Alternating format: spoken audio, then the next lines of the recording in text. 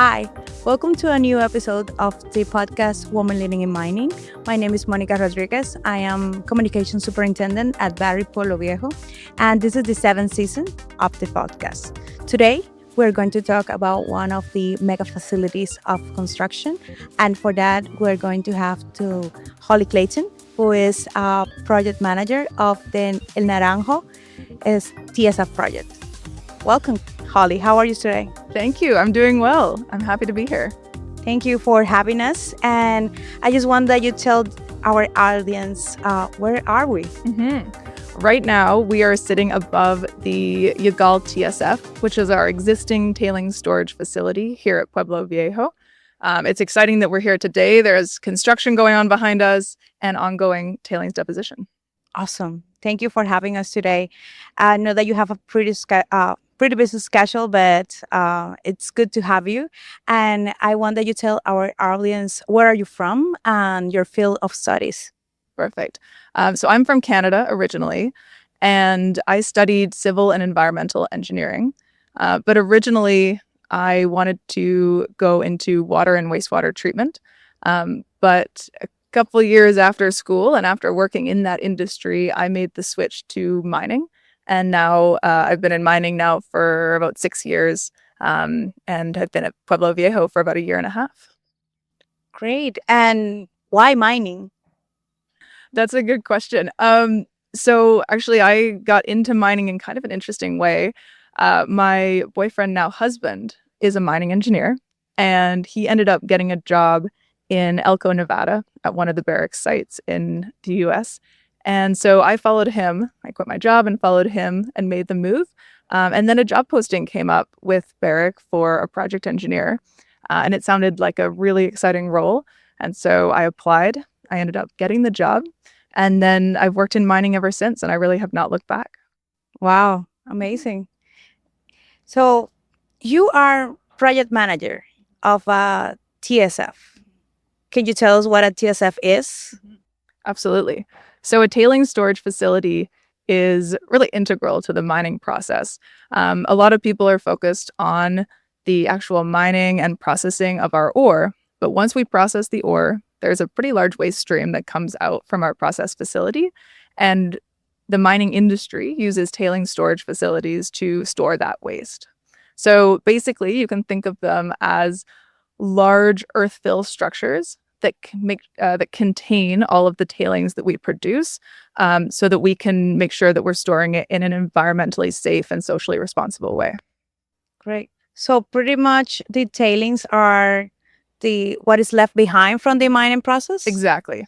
And it comes out in a slurry material. It sort of is like chocolate milk consistency, but essentially it's just really fine material mixed with water that we then pump from our processing facility to our tailings facility, where it's stored and contained.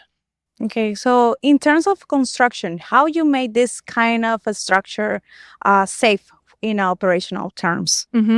So there's a lot that goes into that. It really starts at the beginning, where we do an intensive site investigation program, where we can understand the foundation conditions of where we're going to build that tailings facility. That then gets built into the design of the facility. And there's a lot that goes into that, where we have a pretty large team of technical experts designing our tailings facilities, new and existing. And then once the design is complete, then we can embark on construction. And we always have to ensure that we have the proper quality control, quality assurance through construction. And then we also, on top of that, have third parties, so external reviews that come in and kind of audit the work that we're doing to make sure that it's meeting industry standards, Barrick standards, and the global tailings management standards. I see. So we are in 2026. There's a lot of conversation talk about climate change, and we are in the Caribbean. And I'm wondering, how do you keep this structure safe in terms of extreme climate condition? Yeah, no, and that exact thing is built in to the initial design. So understanding the conditions to which we're designing our facility, we know that the Dominican Republic has high rainfall and it's high seismic environments. And hurricanes. And hurricanes. So those conditions are built into the design and the factor of safety of the facility to make sure that it can withstand rainfall and seismic activity. I see. So a lot of technical work there. A lot of technical work, a lot of experts. To put it in perspective, our engineering team that we're working with right now, they're an external engineering firm, and the team that we're working with has a combined over 200 years of experience on these facilities. Wow. So they're real experts in these sorts of designs. And what about technology? How do you use it? Mm-hmm. So in our existing facility, we already have a robust number of instrumentation that we use in order to consistently manage and monitor the facility. And so these instruments are looking for any sort of movement or any sort of changes in the facility. And then those will indicate if we have any sort of issues. And then that will be translated into the new facility as well. We'll have instrumentation all throughout the facility. And we're actually at a very exciting time in the industry because as technology is advancing so quickly, we're able to capitalize on that and use it in our new facility. So we can, there's a lot going on right now with instrumentation and monitoring and incorporating AI into how we can better predict future changes in our facility. So we are currently in the planning phase for the Naranjo TSF. There are some lessons learned that from the construction of the El Llagal TSF that can be applied to the new TSF dam? Mm-hmm. Yeah, that's a good question. The Naranjo TSF is larger. It's a larger facility than Llagal. And so taking into account the last 15 years of Llagal's life and some of the lessons learned that we've had on Llagal, we will apply those to Naranjo. But even more broadly, we're able to look at facilities across the mining industry that have come into play over the last 15 years and learn from those as well. Other facilities that are also in high seismic, high rainfall areas, and make sure that our design is as robust as others within the industry. And then, like we mentioned previously, we can also better utilize technology right from the start on Naranjo, as opposed to in retrospect on some of the other facilities that are a bit older. That's good to hear. So I'm wondering about water management. I know that the Llagal, right now, we just take the water and reuse it in our operation. How the water mechanisms are going to work in El Naranjo? Yeah, so it's essentially the same concept. We will have a series of pumps that will reclaim and pump the water back to our process facility to be able to be used in our processing facility. And then whatever is not used, we put through a pretty rigorous water treatment facility, and then that's discharged back to the environment. Great. How many people are working in the construction of the Naranjo TSF? So right now we are in early works construction, and we have about 70 people that are working on that project: operators, technicians, engineers. At peak construction, we expect to have about 400 people and operators working on that project to be able to keep up with our construction needs. There's going to be a lot of work happening all at once. Great. Mm-hmm. And I think that the people that are going to work there need to have experience constructing and driving trucks. Exactly. We've actually partnered with our own mine training team, and we're already training operators to make sure that we have enough available operators for our project when the time comes. And other contractors within the area are doing the same, getting prepared for this project with the amount of operators that we're going to need. Awesome. Mm-hmm. So let's talk about leadership. Which leadership lessons have you learned working in this project that needs so much precision in terms of decision making and the safety of the people involved in the construction? Yeah, no, I think so. There's a couple lessons that come to mind. I mean, this project is major. There's many different aspects to it. We have a very large engineering team, a very large construction team, a very large QA/QC team.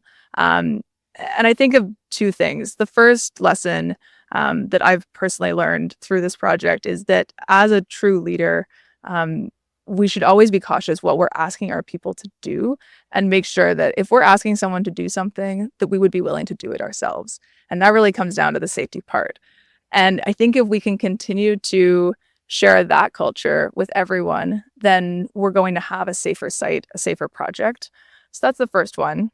And then the second is just making sure that we as leaders are creating an environment where people feel like they can speak up, speak their mind, and say something that they may not think is right or ask a question that they might have. And really that comes down to creating a psychologically safe environment. And that starts at the top and then works its way down throughout our team. And so those are the two main things right now that we're focused on in building out our team and making sure that we really have a safe culture and a culture that people are looking out for one another and that we want the best for one another. Nice. How large is your team right now? My team right now is about 40 people. Between construction, engineering, short term, long term. Wow. Yeah, exactly. So, as a woman, do you think that you bring something different to the table? I think so. I think we're lucky enough to work at PV, which is on its way to 30% women. And I really, truly believe that you can feel that within the work culture here. It's a place that women do feel empowered to speak up. There's an expectation that women are leaders amongst the site just as much as men are. And that's something that's really special about PV. And so I think women bring certainly a unique aspect to the workplace that PV is able to cultivate on. And I hope that that will continue to spread amongst the mining industry. And I really hope that other mines continue to empower and really try to motivate women to enter the mining industry, but not just enter it, stay in the mining industry as well, because there is a place for women here. And I think that the beauty of it is you have a more diverse workforce. And so when you're working through problems or you're facing challenges, you end up with a more diverse set of opinions that can help you come to a really great solution and a really great outcome. Great.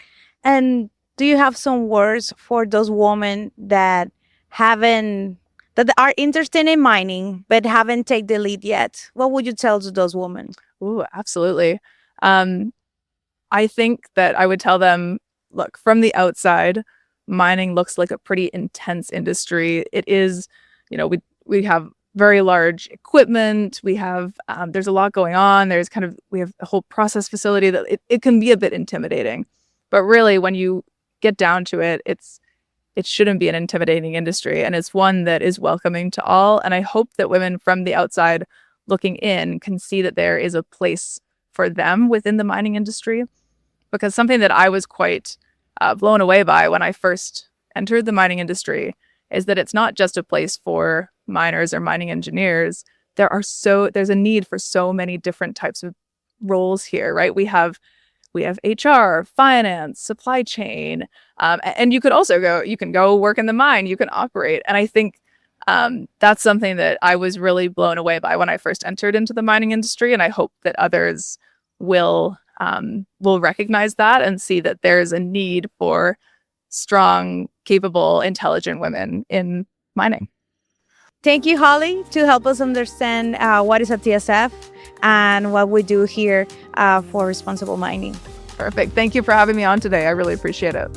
Great. So to our audience, please join us in our social media and follow us in a new episode of Women Leading in Mining podcast. See you in our next episode.